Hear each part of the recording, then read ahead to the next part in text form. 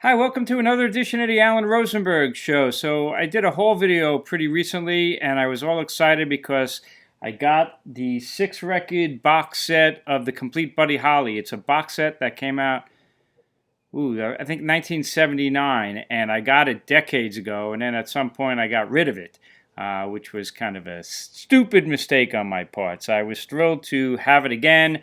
And a recent viewer said, hey, why don't you start showing some of your box sets? And I have literally hundreds and hundreds of them. But this is a box set that's definitely worth taking a look at. And then I figured, well, let me show you some of the other Buddy Holly stuff that I have. Because Buddy Holly obviously is a legendary artist and one of the pioneers of rock and roll and not overrated. He's just amazing. So anyway, I have the Chirping Crickets on digitally remastered CD. That was their very first album. It's the only Crickets album with Buddy Holly. And this is one of the all-time great debut albums in the history of rock and roll, up there with, Elvis's debut. Oh Boy, Not Fade Away, Maybe Baby, It's Too Late, That'll Be the Day, I'm Looking for Someone to Love. And that's one album, his debut album. Chirping Crickets. I also have a twofer on BGO Records comprised of That'll Be the Day, and that is often thought of as like Buddy Holly's Nashville album. Blue Days, Black Nights, great stuff. And then there's another album on here called Remember, which was a latter day one and collection. And look at the track listing on that. Crying, Waiting, Hoping, Peggy Sue Got Married, Fool's Paradise, Learning the Game, Reminiscing, Maybe Baby. Good twofer right there from BGO Records. For most people, though, I think there's a ton of compilations. But most people, maybe they just need one like this. This is a remastered Buddy Holly's Greatest Hits. And you got 18 perfect tracks right there. I mean, this is just as good as it gets as far as his greatest hits. But then for some people, they might want more, which would be somebody like me. So sometimes I'm in the mood for just a simple single disc. Sometimes I want to play more. I used to have one called, I think it was called the Buddy Holly Collection. It was a 2 CD set. It was really, really good. And then they came out with this one. It was pretty cheap. It's called the Buddy Holly Memorial Collection. And this is a 3 CD set. Now, the Buddy Holly Collection, I think, had 50 songs. And on 2 discs, this has got 60 songs on 3 discs. But nice packaging. And it opens up, and it looks like that. And you open it up like that. And then you open it up again. And then you open it up this way. Like that. So this is a nice set. And then, of course, it comes with a nice book. Like that. So this is 3 discs with 60 tracks. And so if you want to dig deeper into Buddy Holly, and I don't remember what I paid for this, but this was fairly inexpensive. And this is just a really excellent collection right there. So I would highly recommend this one. Now, if you really want to go for the gusto, good luck finding this, because it took me a long time to find it again, but it's out there. And this is the one that I got for a second time, and this is the 6-record set called The Complete Buddy Holly. It includes a 64-page souvenir booklet. Here's the back of it, and they did a brilliant job on this, because each record comprises a different area of his career, and it was a very short career. But there's a lot of stuff with Buddy Holly. So when you open it up, maybe I'll do it this way. When you open it up, there's something like 120 or something like that tracks, over 120 tracks on this thing. So this is just one page that goes through. So there's like the first album, Lubbock, Texas. This is really early stuff. And it's pretty low fidelity. Some of it's mono, some of it's stereo. And then you get to Nashville, Tennessee, right there. This record number 2, 2 sides. And then record number 3 is Clovis, New Mexico, Buddy Holly and the Crickets. There's monster tracks right there. And then you get record number 4, more Clovis, New Mexico, and going on to New York. Again, unbelievable tracks. Number 5, record number 5 is, that one is so hard to see right there. What the hell is it called? Record number 5 is New York and Planning for the Future.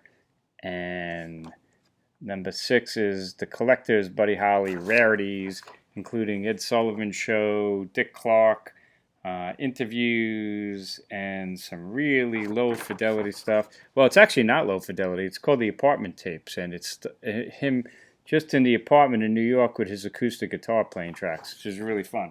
So I've spent the last week actually re-listening to all 6 of these records, and they sound awesome. And look at this booklet. A book. I shouldn't even say booklet. This is what it comes with in this huge box set. I remember reading it cover to cover when I had it the first time. But glorious pictures, and it matches the record. So there's Lubbock, Texas, and baby photos and his whole life story. And then lots of pictures. I mean, they did a lot of research. You know, Western Union telegrams, great pictures of the Crickets starting out and Buddy Holly. And it's pretty awesome. It's all black and white. You get some newspaper clippings from the local Lubbock Journal, handwritten lyrics, pictures. There's Clovis, New Mexico with the guys. More Western Union correspondence on tour when they're away.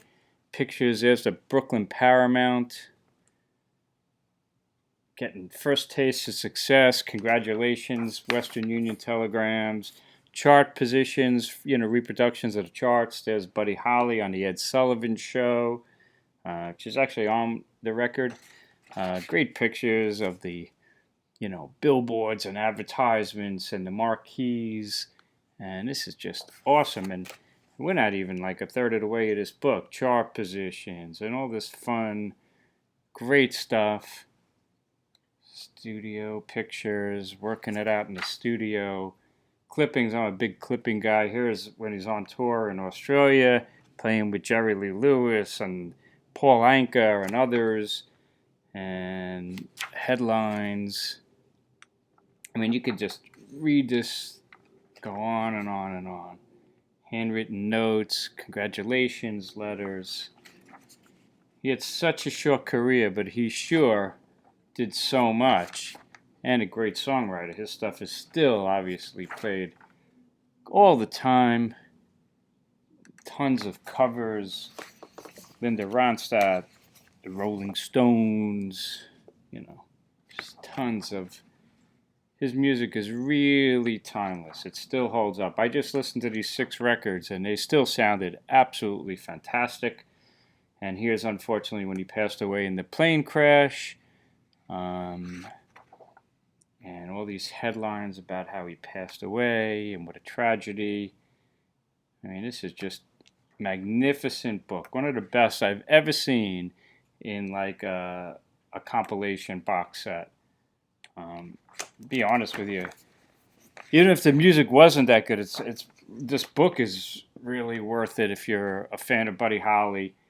But the box is amazing. Over 120 tracks, and it claims to be everything he's ever recorded, and that includes, acoustic stuff from the apartments, but it also includes after he passed away, and he left some unfinished work, and, controversial at the time, in the 60s, I guess it was, they added on, like, studio musicians to fill out the sound. They do that even to this day with other artists, Joe Strummer and stuff like that, but, so a lot of people think that wasn't the right thing to do. But on this box, it's great because you can get the unplugged stuff that was just him with the acoustic, and you can get the latter day stuff, with the overdubs.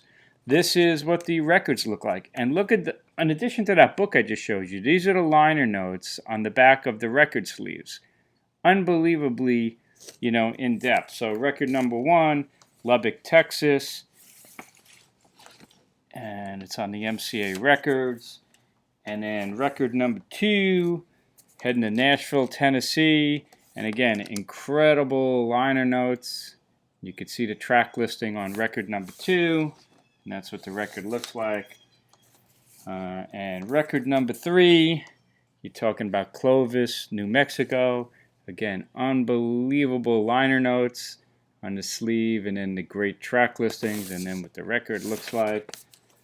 And number 4, Clovis, New Mexico, and on to New York. And unbelievable liner notes again, and you can see the track listing may be better here. Again, what the record looks like. Still not done. Number 5, New York, New York, and Planning for the Future. And looks like that. And the final disc is the collector's Buddy Holly, stuff that was left over. Apartment House tapes, and also some live stuff, Ed Sullivan Show, Dick Clark. And a great way to finish an amazing box with unbelievable liner notes. So there you have it, folks.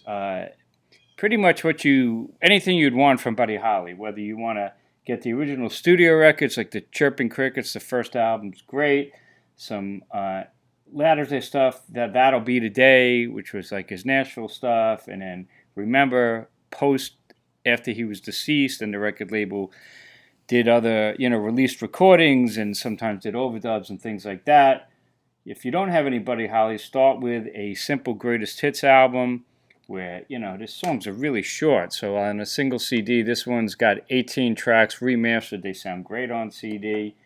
If you not that much more money, you can get like this, 3 discs with 60 songs. And then if you're lucky enough to be out hunting and you really love Buddy Holly, you get a box like the 6-record Complete Buddy Holly, where you get everything. With just this incredible packaging. So there you have it. That's what a little background of Buddy Holly, and showing you kind of an unboxing of this great box set.